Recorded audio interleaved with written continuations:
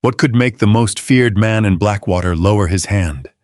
Just moments before the only woman who hadn't run away quietly reached for it. The church door slammed against the wind. Boots scraped across the wooden floor as a suitcase thudded beside the front pew. The giant cowboy stood frozen, his open hand trembling just once. Then the stranger stepped closer, lifted her eyes, and the whole room forgot to breathe. Why did she choose him? Share your guess in the comments. By noon, nearly half of Blackwater had gathered outside the little white church. A cold wind came down from the mountains, carrying the smell of pine smoke, horse sweat, and the first snow waiting somewhere beyond the ridge. Wagons lined the road. Men stood near the hitching rail with their hands buried in coat pockets. Women gathered beneath the church awning, speaking softly behind gloved fingers. They had come to see Rhett Callahan rejected again. Rhett waited alone beside the church steps. At 6'7", he stood above every man in town. His dark wool coat strained across his shoulders, and his hat looked almost too small in one broad hand. A pale scar crossed his jaw, earned years ago beneath a frightened horse. He had never frightened the horse on purpose. That part was rarely repeated. 3 women had answered his marriage notices over the years. One saw him from a hotel window and took the afternoon coach east. Another spoke to him for less than a minute before claiming illness.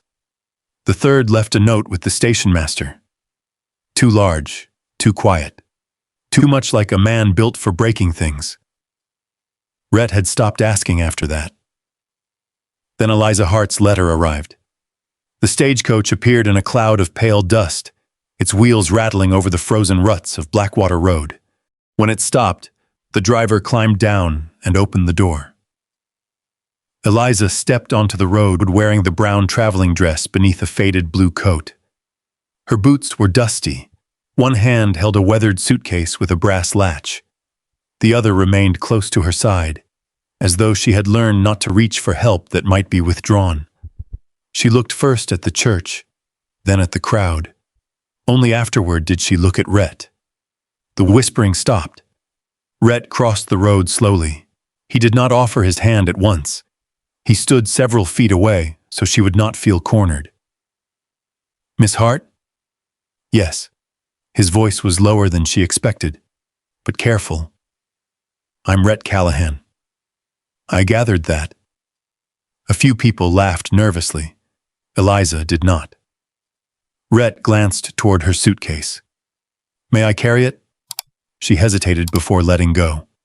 He lifted it as gently as if it held glass. Inside the church, the stove clicked and settled. Reverend Bell waited near the front with an open Bible, but Rhett did not lead Eliza toward him. Instead, he spoke quietly enough that the crowd had to strain to hear. My ranch is 12 miles north. There's a room prepared for you.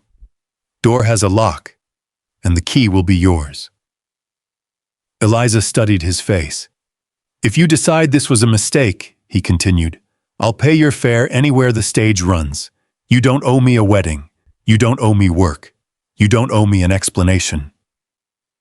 Richard Vaughn, standing near the rear pew, shifted his polished cane against the floor.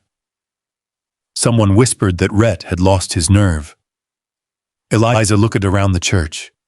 She knew those faces. Not the people themselves, but the judgment in their eyes. She had seen it at boarding houses, school offices, and kitchen doors. Some decided against her before she spoke. Others smiled while closing the way ahead.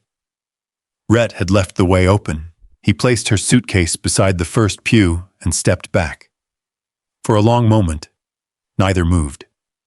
Then Eliza crossed the space between them. She looked down at his hand, the scarred knuckles, the cracked skin, the careful stillness of it. Rhett did not reach first, so she did. Her fingers disappeared inside his palm. A breath passed through the church like wind through dry grass. Eliza lifted her eyes to his. "I choose you." Rhett stared at her, unable to answer. Outside, the church bell moved once in the mountain wind, and from the rear of the room, Richard Vaughn quietly turned and walked away. By dusk, Rhett's wagon had left Blackwater behind. The road north narrowed between cottonwoods and low, frozen fields. Eliza sat beside him beneath a buffalo robe, one gloved hand resting on the edge of the seat whenever the wheels struck a rut. Rhett drove without crowding her with questions. Now and then, he pointed out a landmark. Doyle Place beyond that ridge. Creek freezes early. North pasture starts at the split pine. His words were plain, but they gave shape to the darkening country. The Callahan Ranch appeared after sunset, a long timber house beneath the mountains, with a barn, smokehouse, bunkhouse, and 3 corrals turned silver by frost. A lantern burned beside the kitchen door. Jacob Turner came out wearing a sheepskin coat, his beard white with flour from the biscuits he had been trying not to burn. He looked at Eliza, then at Rhett. "You brought her home." Rhett climbed down. "Miss Hart, this is Jacob. Jacob, mind your manners." Jacob removed his hat at once. "Ma'am." Inside, the house was warmer than Eliza expected. The kitchen smelled of coffee, pine kindling, and scorched bread. A blue enamel cup stood beside the stove. 2 clean towels had been folded on the washstand. Upstairs, Rhett showed her a small room with a narrow bed, a walnut dresser, and a brass key already waiting in the lock. "I fixed the latch yesterday," he said. "It sticks when the weather turns." Eliza touched the key. "You meant what you said?" "Yes." He left before she could answer. The days that followed settled into a quiet pattern. Rhett rose before daylight. Eliza began rising soon after, finding his coffee cold because he forgot it while checking the stock. On the 4th morning, she poured it into a tin cup and carried it to the barn. "You'll freeze before the cattle do," she said. He took the cup with both hands, careful not to touch hers. "Thank you." She learned the ranch ledger had not been balanced in 8 months. Feed receipts lay beneath harness catalogs. A tax notice had been folded inside an almanac. By supper, she had sorted them into neat stacks and found 2 duplicate charges from Vaughn's bank. Rhett stood behind her chair, reading over her shoulder. "You did that today? You paid twice for fence wire in September." His face tightened. Vaughn said the first receipt was lost. Eliza tapped the paper. "Banks lose fewer things than customers are told." That evening, snow began tapping against the windows. Martha Doyle arrived the next afternoon in a red wool shawl, carrying apple preserves and enough curiosity for 3 households. She inspected Eliza's stitches on a torn saddle skirt, praised the biscuits, and ignored the awkward silence whenever marriage was mentioned. By the end of the week, the ranch looked different. Not transformed, exactly, just tended. The gate no longer dragged.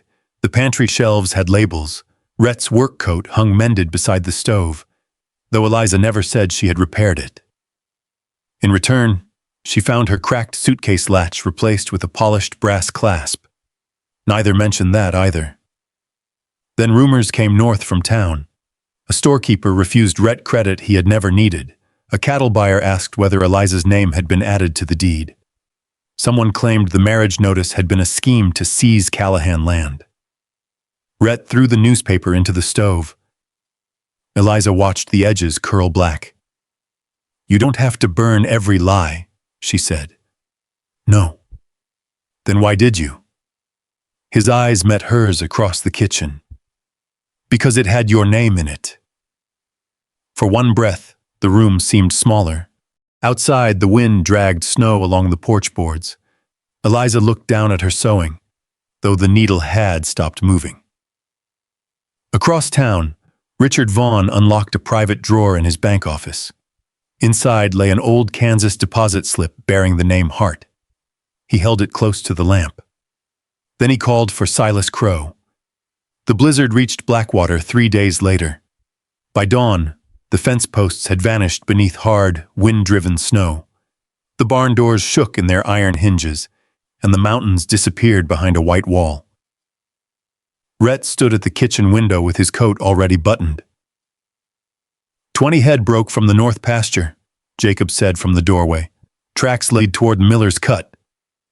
Eliza set down the coffee pot. That trail runs above the creek. Rhett glanced at her. She had studied his maps while balancing the ranch accounts. He knew better than to ask how she remembered every line. I'll bring them back before dark. You said that yesterday. A faint line appeared between his brows. Eliza crossed the room and tightened the wool scarf at his throat. Her fingers brushed his collar, then stopped. Rhett stood perfectly still. Before dark, she repeated. Yes, ma'am. The humor in his voice was slight, but it remained with her after the door closed. Hours later, Jacob returned alone. His horse stumbled into the yard with foam frozen along its bit. Jacob slid from the saddle and caught the hitching rail. Rhett went down near Miller's cut. The brake strap snapped on the supply sled. Eliza was already reaching for her coat. They found Rhett beneath a stand of bent pines, half covered by drifting snow. The sled had rolled against a rock ledge. One runner was split, and the leather brake strap hung cleanly severed rather than torn. Rhett was conscious, though his breath came shallow. Cattle? He asked. Jacob stared at him. You're lying in a snowbank and asking about cattle. Eliza knelt beside Rhett and pressed a folded scarf against the cut above his temple. Look at me. He did. Can you move your hands? He flexed his fingers. Your feet? His boots shifted. Only then did she breathe again. They brought him home on a canvas litter tied across the wagon bed. For 2 days he remained near the stove, one shoulder badly bruised and his ribs bound beneath a clean linen strip. Eliza changed the cloth above his temple, measured willow bark tea, and pretended not to notice when he watched her from beneath lowered lashes. On the second night, while searching the hall cupboard for more bandages, she found an old iron key he taped beneath a drawer. It opened the sealed trunk in Rhett's father's room. Inside were yellowed bank receipts, property transfers, and letters wrapped in oilcloth. Eliza carried them to the kitchen table and worked until the lamp burned low. The same ranches appeared again and again. Doyle, Mercer, Bell, Callahan. Loans marked unpaid despite stamped receipts. Deeds transferred after signatures that did not match. And at the bottom of one Kansas letter, a familiar name. Thomas Hart, her father. Rhett came into the kitchen with one hand against his ribs. Eliza, she held up the page. Richard Vaughn knew my father. Before Rhett could answer, a horse screamed outside. Then came the sharp crack of timber. Orange light burst across the kitchen windows. The south barn was burning. Rhett reached for his coat, but Eliza stepped in front of him. You can barely stand. My horses are in there. So am I.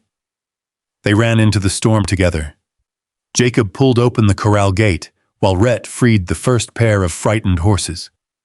Eliza carried the oilcloth packet beneath her coat, holding it tight against her chest as sparks scattered across the snow. Through the smoke, she saw a rider near the western fence. Broad hat, gray horse, Silas Crow.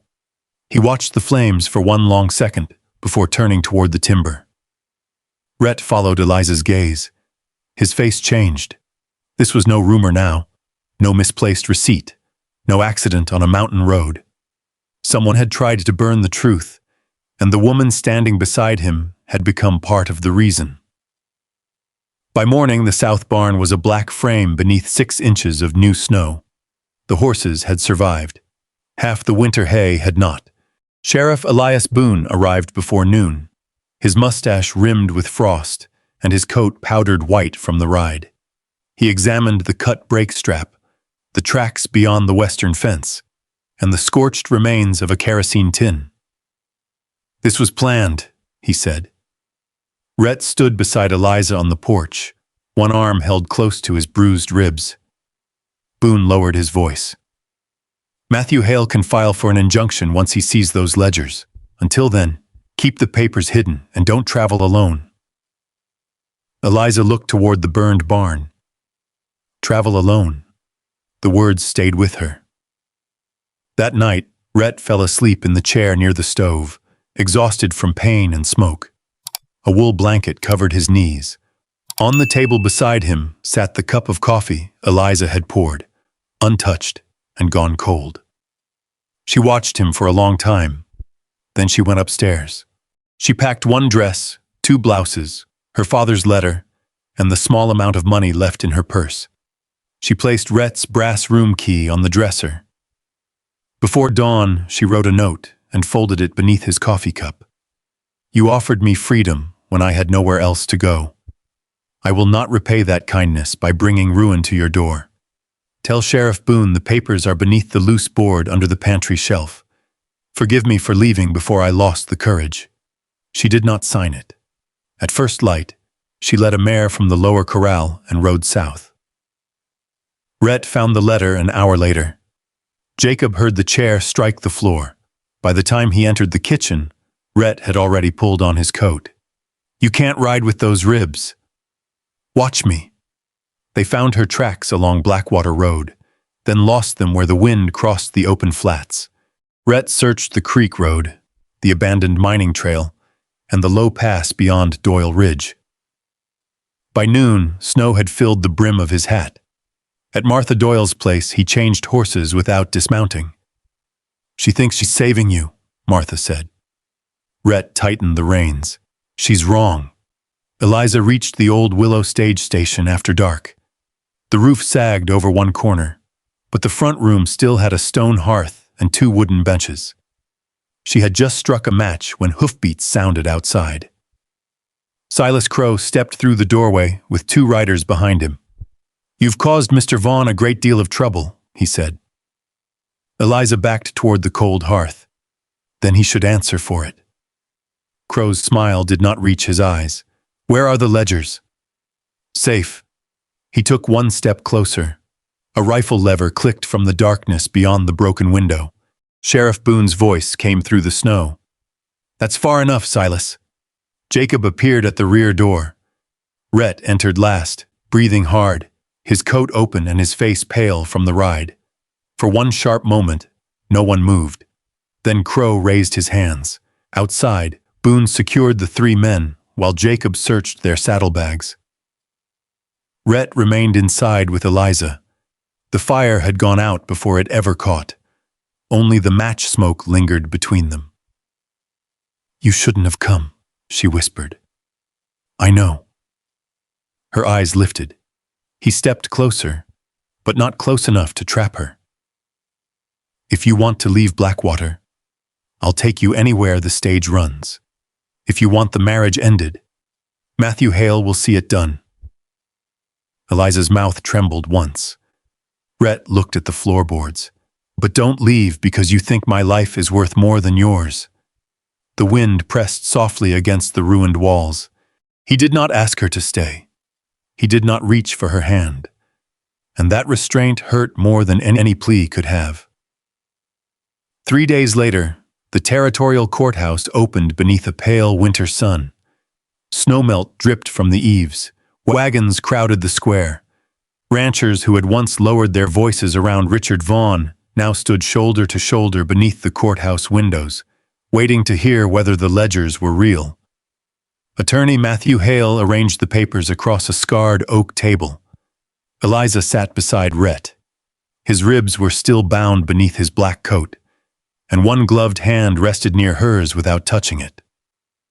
Across the aisle, Vaughn looked composed in a gray suit, though the silver head of his cane trembled against the floor. Judge Horace Whitmore entered at 9. The hearing lasted most of the day. Receipts proved payments Vaughn had marked unpaid. Deeds carried signatures copied from older records. Martha Doyle testified that her late husband had settled his loan years before Vaughn threatened to seize their acreage. Jacob described the cut brake strap and the rider near the barn. Then Matthew Hale unfolded the Kansas letter.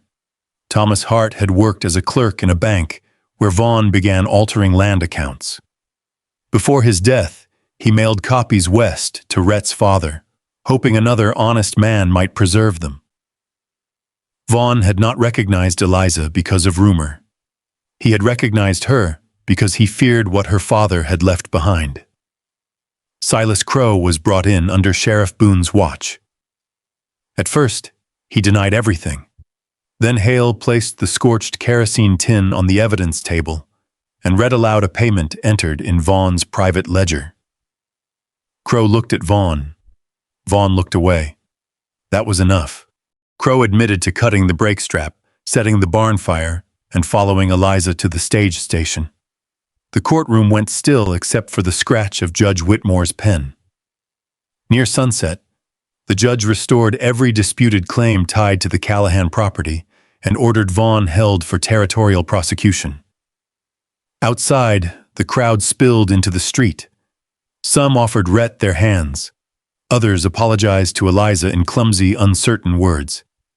She accepted what she could and let the rest pass. Rhett waited until they stood alone beside the hitching rail.